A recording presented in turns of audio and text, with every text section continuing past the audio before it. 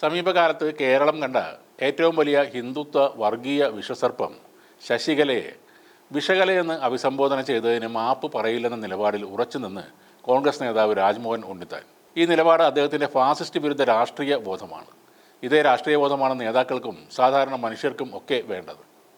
ഹിന്ദു ഐക്യവേദി നേതാവ് ശശികലയെ വിഷകലയെന്ന് വിളിച്ച കേസിൽ കോടതി ഇപ്പോൾ കുറ്റവിമുക്തനാക്കിയതിന് പിന്നാലെ പ്രതികരണവുമായി രാജ്മോഹൻ ഉണ്ണിത്താൻ MP രംഗത്ത് വന്നു. ഒരിക്കൽ ശശികലയോട് മാപ്പ് പറഞ്ഞാൽ ഈ കേസ് തീർക്കാമെന്ന് പറഞ്ഞപ്പോൾ അതിലും ഭേദം മരണമാണെന്നുള്ള ബോധ്യമാണ് തനിക്ക് ഈ നിയമ പോരാട്ട വഴിയിൽ കരുത്ത് പകർന്നതെന്ന് രാജ്മോഹൻ ഉണ്ണിത്താൻ ഫേസ്ബുക്ക് കുറിപ്പിലൂടെ പറഞ്ഞു. ശശികലയുടെ പ്രസംഗം പ്രചോദനമായി സ്വീകരിച്ച ഒരു കാപാലികൻ ഫഹദ് മോൻ എന്ന പിഞ്ചു ബാലനെ കഴുത്തറുത്ത് കൊന്നതാണ് തൻ്റെ അന്നത്തെ പ്രതികരണത്തിൻ്റെ അടിസ്ഥാനമെന്നും വെറുപ്പ് ഒരു പകർച്ചവ്യാധിയായി പടർത്തുന്നവർക്കെതിരായ പോരാട്ടം ഇനിയും രാഷ്ട്രീയപരമായും നിയമപരമായും തുടരുക തന്നെ ചെയ്യുമെന്നും രാജ്മോഹൻ ഉണ്ണിത്താൻ പറഞ്ഞു.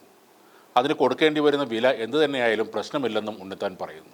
ടെലിവിഷൻ ചർച്ചയിൽ അപകീർത്തികരമായ പരാമർശം നടത്തിയെന്ന് ആരോപിച്ച് ഹിന്ദു ഐക്യവേദി സംസ്ഥാന പ്രസിഡന്റ് KP ശശികല നൽകിയ ക്രിമിനൽ മാനനഷ്ട കേസിൽ കോൺഗ്രസ് നേതാവും കാസർകോട്ടെ MPയുമായ രാജ്മോഹൻ ഉണ്ണിത്താനെ Cherthala judicial magistrate first class കോടതി കുറ്റവിമുക്തനാക്കി. ആരോപണങ്ങൾ തെളിയിക്കാൻ ആവശ്യമായ പ്രധാന തെളിവുകൾ ഹാജരാക്കാൻ പരാതിക്കാരിക്ക് സാധിക്കാതെ വന്നതിനെ തുടർന്നാണ് കോടതിയുടെ ഈ സുപ്രധാന വിധി ഉണ്ടായത്.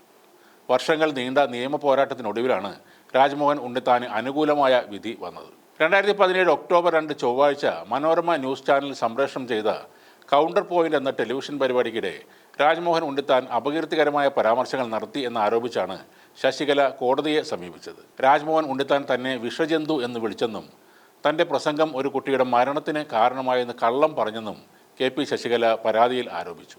ഈ പരാമർശങ്ങൾ തൻ്റെ സൽപ്പേരിനും മാനസികാവസ്ഥയ്ക്കും വലിയ ദോഷമുണ്ടാക്കിയതായി അവർ പരാതിയിൽ ബോധിപ്പിച്ചിരുന്നു. കേസിൽ രാജ്മോഹൻ ഉണ്ണിത്താനാണ് 1-ാം പ്രതി.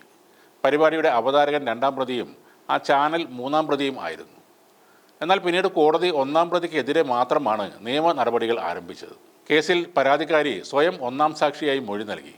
കൂടാതെ 2 മുതൽ 5 വരെ സാക്ഷികളെയും കോടതി വിസ്തരിച്ചു.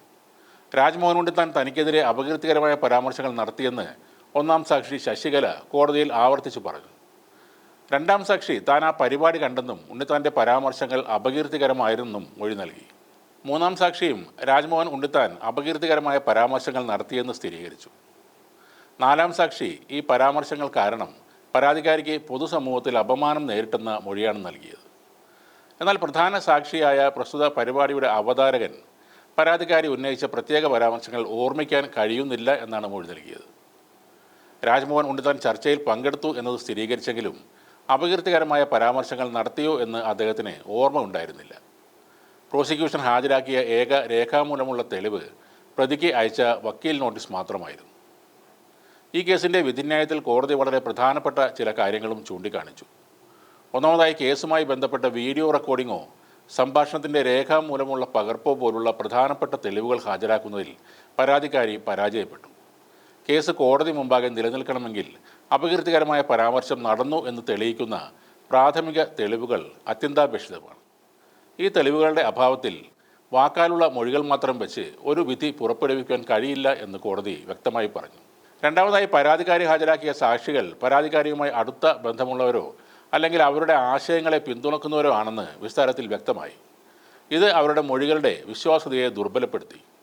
മൂന്നാമതായി, പ്രോഗ്രാമിൻ്റെ അവതാരകൻ പ്രധാന സാക്ഷിയായിരുന്നിട്ടും അദ്ദേഹത്തിൽ നിന്ന് വീഡിയോ റെക്കോർഡിംഗ് ഹാജരാക്കാൻ പ്രോസിക്യൂഷൻ ആവശ്യപ്പെട്ടില്ല. ഇത് നടപടിക്രമത്തിലെ ഗുരുതരമായ വീഴ്ചയാണെന്നും കോടതി വിലയിരുത്തി.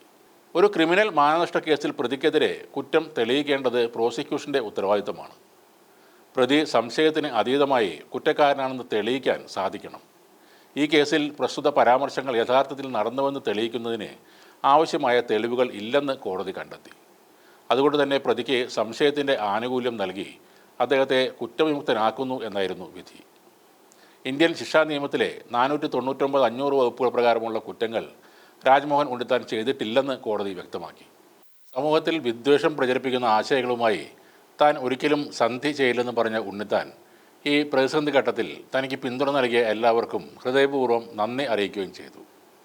നിയമപരമായ നടപടികളിൽ രാജ്മോഹൻ ഉണ്ണിത്താന് വേണ്ടി മുൻ വഖഫ് ബോർഡ് ചെയർമാനായ advocate TK Saithalikutty, advocate BH Jamal, advocate CB Thomas എന്നിവരാണ് കോടതിയിൽ ഹാജരായത്.